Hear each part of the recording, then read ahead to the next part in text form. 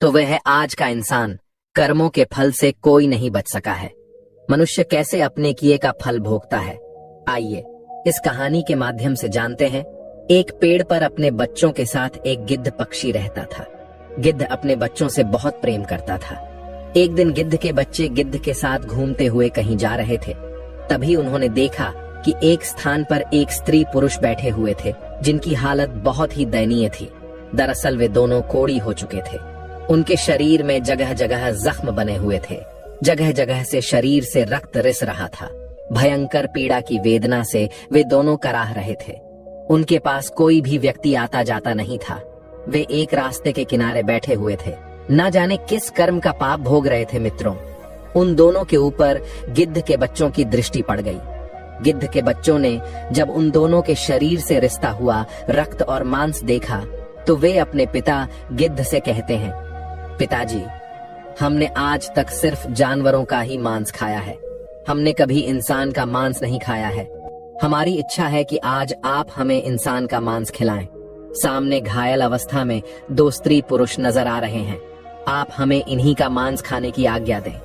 अपने बच्चों की बात सुनकर गिद्ध कहता है, बच्चों, ईश्वर ने हमें जो भोजन बनाया है वही ठीक है। ज्यादा मन नहीं चलाना चाहिए। ज्यादा मन चलाना खुद के लिए ही तकलीफदेह होता है। आजकल इंसान का मांस बहुत दूषित हो चुका है। वह किसी के खाने योग्य नहीं रह गया है। इंसान इतना नीचे गिर गया है कि उसके कर्म देखकर बड़ी लज्जा आती है। धर्म कर्म की समझ रखने वाला वह इंसान इतना नीचे गिर जाएगा, हमने कभी नहीं सोचा था। गिद्ध बोला, हे बच्चों, आजकल भूखे रह लेना, पर इंसान के मांस को खाने की कभी मत सोचना। गिद्ध के बच्चों ने पूछा, पिताजी, ऐसी क्या बात है जो इंसान का मांस हम नहीं खा सकते? तब गिद्ध कहता है, बच्चों, मैं तुम्हें एक कहानी सुनाता हूँ। ये कहानी इन्हीं दोनों स्त्री पुरुषों की है, जिनका मांस खाने के लिए तुम लालायित हो रहे हो। यदि तुम इनके कर्म जान लोगे तो कभी इंसान का मांस खाने की जिद नहीं करोगे। तब गिद्ध के बच्चे कहते हैं, हाँ पिताजी, आप हमें वह कहानी जरूर सुनाओ। आखिर हम भी तो जाने कि इंसान का मांस क्यों नहीं खा सकते। आपकी कहानी हम मन लगाकर सुनेंगे। कृपया पिताजी हमें जरूर सुनाइए। तब गिद्ध वहीं पर एक पेड़ पर बैठ जाता है और अपने बच्चों को कहानी सुनाने लगता है। वह कहता है, बच्चों, यह कहानी इन्हीं दोनों स्त्री पुरुषों की है जो नीचे कोढ़ी के रूप में बैठे हुए हैं। इससे पहले यह दोनों एक राज्य के राजा और रानी हुआ करते थे। इस पुरुष की इससे पहले एक पत्नी थी जो ईश्वर को प्यारी हो गई। राजा और रानी के बीच बहुत ही अटूट प्रेम था। राजा अपनी पहले वाली रानी से बहुत प्रेम करता था। राजा के राज्य में चारों तरफ खुशहाली थी। प्रजा भी अपने राजा का बहुत सम्मान करती थी। राजा भी अपनी प्रजा की भलाई के लिए काम करता था। किसी तरह की प्रजा में कोई दुख नहीं था। इसी प्रकार राज्य कार्य करते हुए राजा का समय बड़े आनंद से बीत रहा था। मित्रों, कुछ समय बाद रानी ने एक कन्या को जन्म दिया, लेकिन दुर्भाग्य से बेटी को जन्म देकर वह महारानी स्वर्ग से धार गई।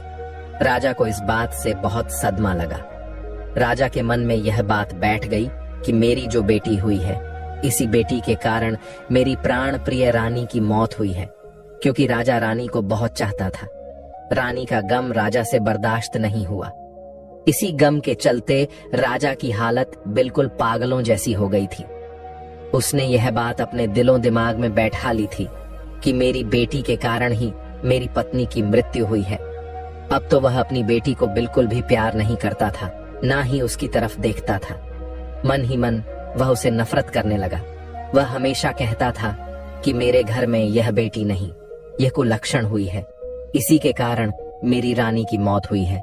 राजा को सबने समझाया कि देखो, जो होना था वो हो गया, अब क्यों बेटी से नफरत करते हो? परंतु राजा के समझ में कुछ नहीं आ रहा था। मित्रों, आपको बता दूं कि रानी बड़ी ही धार्मिक प्रवृत्ति की थी। वह भगवान की बहुत पूजा पाठ करती थी। उधर राजा ने अपनी बेटी को ही रानी की मौत का जिम्मेदार मान लिया था और वह अपनी बेटी से मन ही मन बहुत नफरत करने लगा था। धीरे धीरे राजा सदमे में पहुंच गया। अब तो उसका राजकाज में भी मन नहीं लगता था और ना ही वह प्रजा की भलाई के बारे में सोचता था। राजा की ऐसी हालत देखकर राजा के सभी मंत्री दरबारी और रिश्तेदारों को चिंता होने लगी कि अगर राजा इस तरह रहेगा तो राज्य की प्रजा बहुत दुख भोगेगी। इस इतने बड़े राज्य का क्या होगा? राजा की ऐसी हालत के बारे में जब पता चलेगा तो पड़ोसी देश के राजा बुरी मनसा से हमारे राज्य पर आक्रमण कर देंगे और हमारा राज्य बिल्कुल नष्ट भ्रष्ट हो जाएगा और इसकी तरक्की रुक जाएगी। सबने राजा को मिलकर खूब समझाया, लेकिन राजा के मन से रानी की यादें नहीं निकल रही थी। राजा की अबोध बच्ची हमेशा रोती रहती थी, लेकिन राजा उसे नजर भर के भी नहीं देखता था। दासियां ही उस राजकुमारी का लालन पालन करती थी। राजा तो उसे कुलक्षणी कहता था और इसीलिए उसका नाम कुलक्षणी पड़ गया था।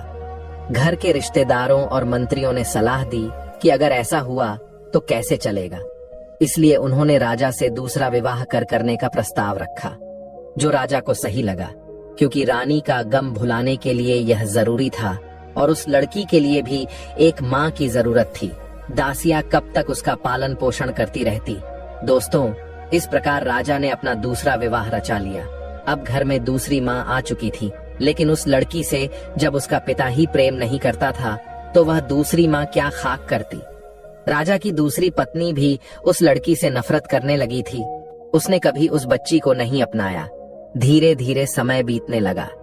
राजकुमारी अब 1 साल की हो गई थी और राजा तो उसे देखता ही नहीं था।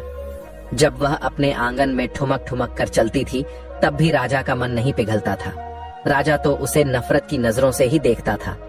इसका फायदा दूसरी रानी भी उठाती थी। धीरे धीरे राजा की दूसरी पत्नी भी गर्भ धारण करती है। दोस्तों, समय के साथ उसने भी एक कन्या को जन्म दिया। अपनी बेटी और अपनी स्त्री को सकुशल देखकर राजा बड़ा प्रसन्न हुआ। उसकी प्रसन्नता की वजह यही थी कि उसकी रानी बिल्कुल ठीक थी, इसीलिए वह अपनी कन्या को अच्छे लक्षणों वाली समझ रहा था। अब तो राजा ने प्रजा में मिठाइयां बंटवाई और अच्छे से उस दूसरी राजकुमारी का नामकरण संस्कार करवाया। राजा ने उसका नाम सौभाग्यवती रखा। इस तरह मित्रों, सौभाग्यवती और कुलक्षणी दोनों ही साथ साथ पलने लगी। धीरे धीरे समय बीतता रहा। राजा रानी सौभाग्यवती को बहुत प्रेम करते थे, लेकिन जिसे वे कुलक्षणी मानते थे उसे फूटी आंख से भी नहीं देखते थे। समय अपनी गति से चलता रहा। धीरे धीरे राजकुमारी सौभाग्यवती को शिक्षा दिलाई गई। राजकुमारी की तरह उसके हर काम कराए गए, लेकिन कुलक्षणी को शिक्षा का भी प्रबंध नहीं किया गया। धीरे धीरे जब दोनों कन्याएं बड़ी हुईं, तो देखने में दोनों बराबर की लगती थी। दोनों में ज्यादा अंतर नहीं था, पर उनके पालन पोषण में राजा रानी की तरफ से बहुत अंतर था। सौभाग्यवती के जो कपड़े होते थे, अगर वे पुराने हो जाते तो उन्हीं कपड़ों को उतारकर कुलक्षणी को पहनने को दे दिया जाता था, क्योंकि मित्रों, जब पिता ही उसे प्रेम नहीं करता था तो दूसरा कौन देखने वाला था। बेचारी की माँ तो थी नहीं। धीरे धीरे दोनों लड़कियां सयानी हो रही थीं। एक दिन रानी कहने लगी, महाराज, लड़कियां बड़ी हो गई हैं, अब इनका विवाह हमें करना चाहिए। दोस्तों, जो कुलक्षणी थी वह बड़ी ही धर्म प्रवृत्ति की थी। अपनी माँ की तरह उसकी माँ भी बहुत ही धार्मिक थी। जो उसे जन्म देकर मर गई थी वह भी बहुत धार्मिक थी और हमेशा भगवान की बहुत पूजा पाठ किया करती थी, जबकि सौभाग्यवती बड़े घमंड में रहती थी। उसे यह घमंड था कि वह राजकुमारी है, उसके पास माँ और पिता दोनों का प्यार है, लेकिन बेचारी कुलक्षणी को माता पिता का प्रेम नहीं मिलता था। कुलक्षणी कुछ ज्यादा ही समझदार थी। उसकी सौतेली माँ कुछ भी कहती, चाहे उसकी बहन कुछ भी कहती रहती, वह चुपचाप सुन लिया करती थी। राजा रानी को छोड़कर महल के बाकी सभी लोग कुलक्षणी से हमदर्दी रखते थे, लेकिन सौभाग्यवती और उसकी माँ हमेशा उसे डांटती रहती थी। राजा तो अपनी बेटी सौभाग्यवती को देखकर फूला नहीं समा आता था, जिसे वह कुलक्षणी मानता था। उसे देखकर तो वह रास्ता ही बदल लेता था। बेचारी कुलनी अपने पिता के प्यार को पाने के लिए तरसती रहती थी, लेकिन राजा कभी उसे अपनी आंखों के सामने भी नहीं आने देता था। राजा ने सख्त हिदायत दे रखी थी कि जब वह महल में आए तो उसकी बेटी कुलक्षणी उसके सामने न आए। इस बात का पूरा ध्यान रखा जाता था।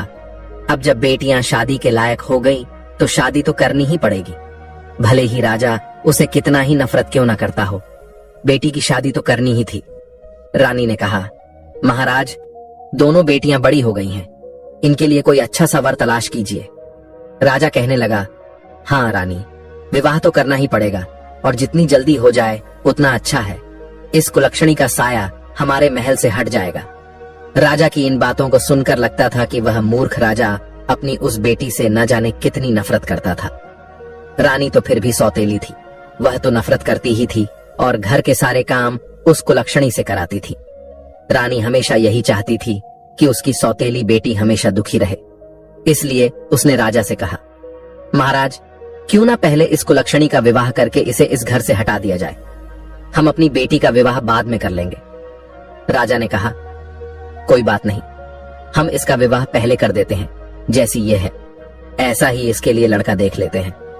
रानी कहने लगी, अरे राजा साहब, इसके लिए तो कोई अंधा भिखमंगा लड़का ही ठीक रहेगा। वह कहाँ राजमहलों के लायक है, जहां भी जाएगी माँ का बेड़ा गर्क कर देगी। यह तो अपनी माँ को खा ही गई, वहां भी न जाने क्या क्या कर देगी। इसके कारण हमें न जाने क्या क्या सुनने को मिलेगा। इस पर राजा ने कहा, रानी साहिबा, आप बिल्कुल ठीक कहती हो। राजा ने तुरंत ही अपने महल में नाई और पंडित को बुलवाया और कहा, कुलक्षणी के लिए एक अंधा और परिवार से हीन वर ढूंढ कर आओ। जिसका कोई परिवार ना हो, राजा की आज्ञा पाकर नाई और पंडित वर की तलाश में निकल पड़े। वे चलते चलते बहुत दूर एक गांव में जा पहुंचे, जहां मंदिर के बाहर उन्होंने एक बूढ़ी औरत को बैठे देखा। उसका एक बेटा था। माँ बेटा दोनों भीख मांग रहे थे। बेटा अंधा था और घर के नाम पर एक टूटी फूटी घास फूस की झोपड़ी पड़ी हुई थी। नाई और पंडित उसे देखकर बहुत खुश हो गए, क्योंकि कई दिनों से उन्हें वैसा वर नहीं मिल रहा था जैसा राजा चाहता था। नाई और पंडित भिखारिन के पास गए और उससे कहा, माई, हम तेरे बेटे के लिए एक बहुत अच्छा रिश्ता लेकर आए हैं। यह सुनकर भिखारिन पहले तो हंसी और फिर कहने लगी, क्यों भैया, क्यों मुझ भिखारिन का मजाक उड़ा रहे हो? भला मेरे अंधे बेटे से कौन विवाह करेगा? तब नाई ने कहा, अरे नहीं, वास्तव में हम आपके बेटे के लिए एक बहुत अच्छा रिश्ता लेकर आए हैं। और वह भी राजमहल से। यह सुनकर भिखारिन को विश्वास नहीं हुआ, लेकिन जब उसे राजमहल से नाता जुड़ने की बात पता चली तो वह तुरंत राजी हो गई। नाई और पंडित उस भिखारिन के बेटे के साथ रिश्ता तय कर राजमहल लौट आए और राजा को पूरी बात बताई। इसके बाद राजा ने अपनी बेटी कुलक्षणी का विवाह उस अंधे भिखारी से कर दिया और दान दहेज के नाम पर भी उसे कुछ नहीं दिया।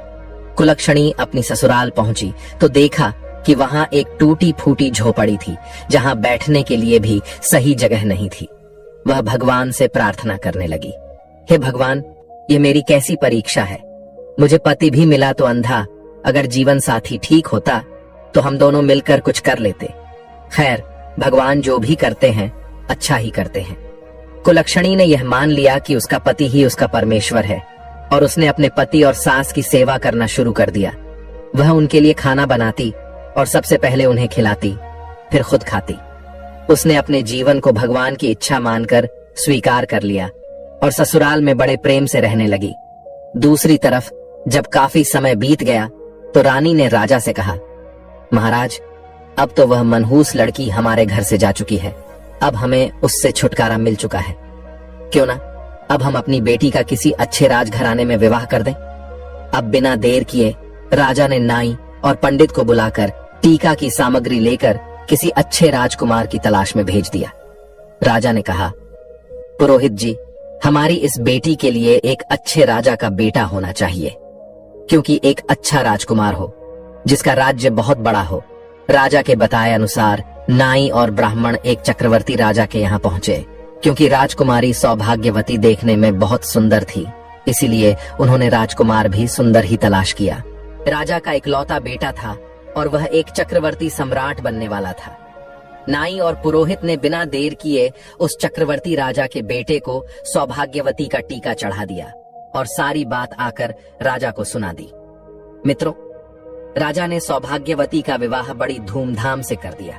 हजारों हाथी, घोड़े, रथ दहेज दान में दिया और बड़े ही भव्य तरीके से अपनी बेटी की विदाई की।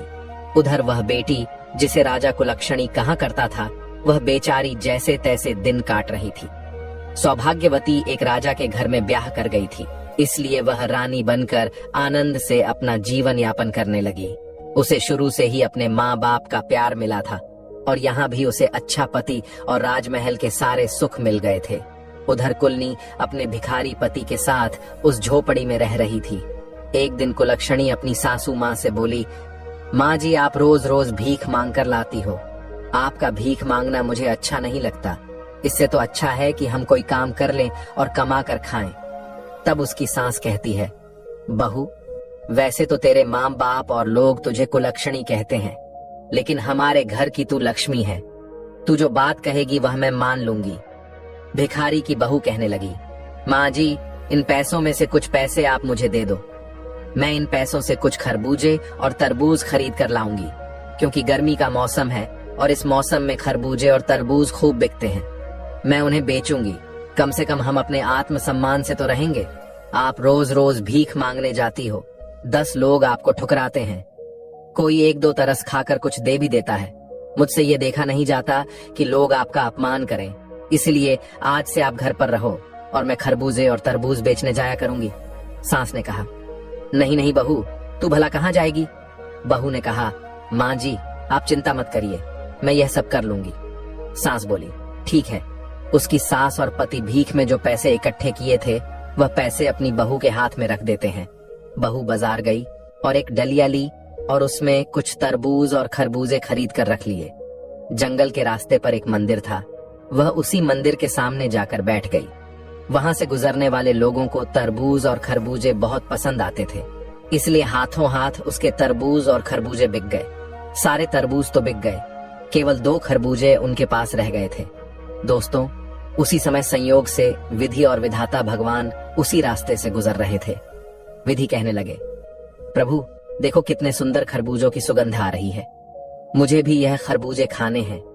विधाता बोले, देवी कहाँ, तुम इन खरबूजों के चक्कर में पड़ रही हो, चलो हमें उज्जैन पर पहुंचना है। विधि ने कहा, नहीं नहीं प्रभु, मुझे तो ये खरबूजे खाने हैं। माता विधि जिद कर गई, कहने लगी, देखो वह स्त्री खरबूजे बेच रही है और वह तो आपकी भक्त है, प्रभु हमें उससे खरबूजे जरूर लेना चाहिए। दोस्तों, माता विधि और विधाता ने एक बूढ़े और बुढ़िया का रूप धारण किया और पहुंच गए उस खरबूजे वाली के पास।